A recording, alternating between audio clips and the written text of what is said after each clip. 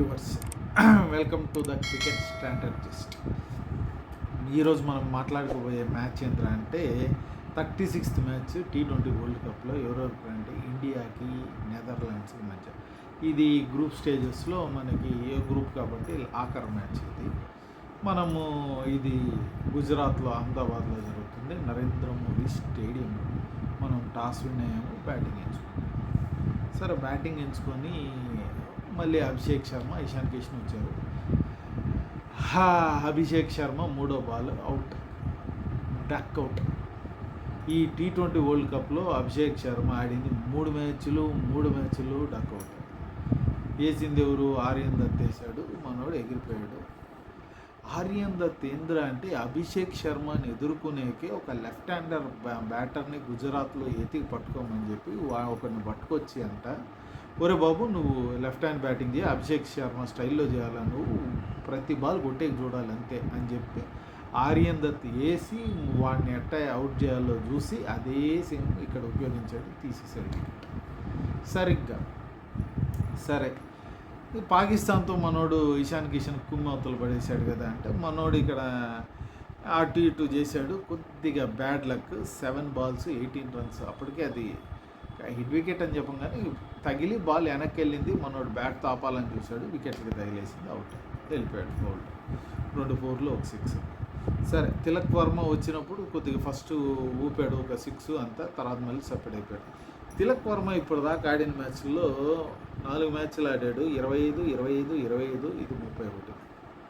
కాకపోతే తిలక్ వర్మది మామూలుగా 150, 160 strike rate ఉండేది, 104, 110 ఇటు పడిపోయింది. ఎందుకంటే స్టార్టింగ్ వికెట్లు పడిపోయినందువల్ల నిల్చోవడానికి ఇది అవుతుంది. తిలక్ వర్మ కానీ సూర్యకుమార్ యాదవ్ కానీ, పాకిస్తాన్తో కూడా ఎంత వీళ్ళిద్దరూ 104, 110 ఈ రేంజ్లోనే ఉన్నింది స్ట్రైక్ రేట్.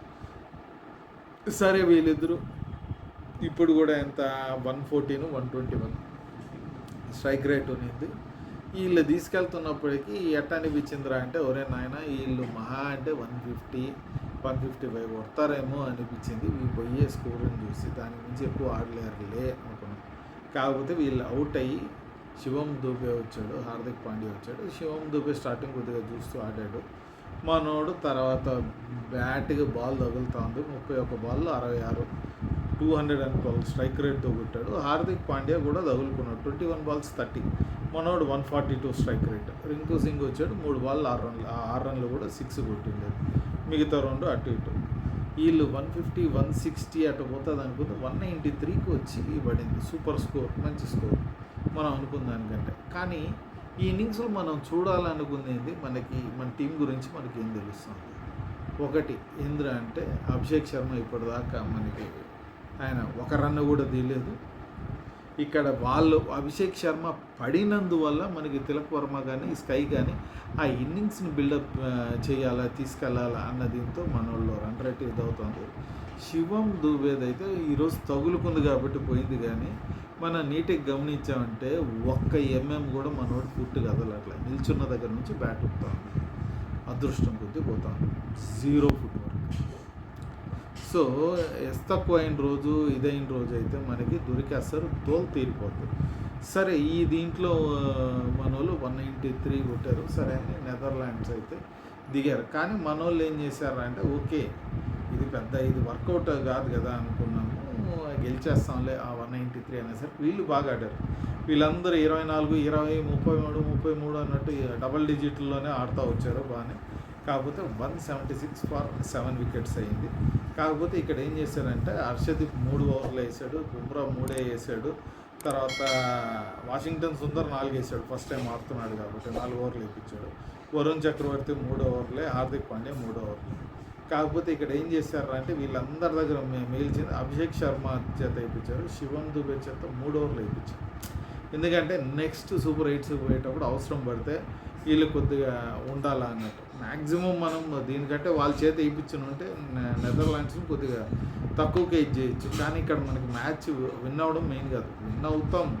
కాకపోతే మిగతా వాళ్ళకి కూడా నెక్స్ట్ రౌండ్కి వెళ్ళేదానికి కొద్దిగా ప్రాక్టీస్ ఉండాలా, ఆన్ ఫీల్డ్ ప్రాక్టీస్ ఉండాలా అన్నట్టు. వీళ్ళ బౌలింగ్లు వీళ్ళ బ్యాటింగ్లు అన్నట్టు వాషింగ్టన్ ఉందని తీసుకుందే అందుకని అనమాట. అవన్నీ చేసి మొత్తానికైతే మనం ఒక డీసెంట్ స్కోర్లో వాళ్ళని అవుట్ చేసాము. అంతా 172 19.4 ఓవర్స్ పడింది. వీళ్ళు పెద్ద ఇంకా ఆడింది లేదు. వీళ్ళు మహా అంటే కొట్టింది 176. మనం హ్యాపీగా అయితే గెలిచేసాం. ఇక్కడ ఏంది మనకి బౌలింగ్ కొద్దిగా బాగానే వస్తుంది, కానీ మనం బ్యాటింగ్లోనే కొద్దిగా తక్కువ చేస్తున్నాము. అది సరే, ప్రతి ఒక్క మ్యాచ్ ఎవరో ఒకరు ఇదవుతున్నారు. యుఎస్ఏతో స్కై ఉన్నాడు, పాకిస్తాన్తో మనకి ఇషాన్ కిషన్, దీంట్లో శివం దుబే, అంటే ఎవరో ఒకరు ఆడతా మనకి చెయ్యి అందిస్తున్నారు కాబట్టి సరిపోతుంది. కానీ ఎవరు చెయ్యి అందికపోతే పరిస్థితి ఏంది అన్నది ఇప్పుడు పెద్ద క్వశ్చన్. సో దానిపైన ఇది చేయాలి. మనోళ్ళు అభిషేక్ శర్మ టాలెంట్ ల్యాక్ కాదు, మనోడు ఏంటంటే 3 మ్యాచ్లు 0 అయ్యేసరికి ప్రెషర్ ఎక్కువైపోతుంది, టెన్షన్ ఎక్కువైపోతుంది. ఏ రేంజ్ టెన్షన్ అంటే ఆయన షర్ట్ వేసుకొచ్చింది కూడా అయింది కాదు, అభిషేక్ శర్మది కూడా కాదు,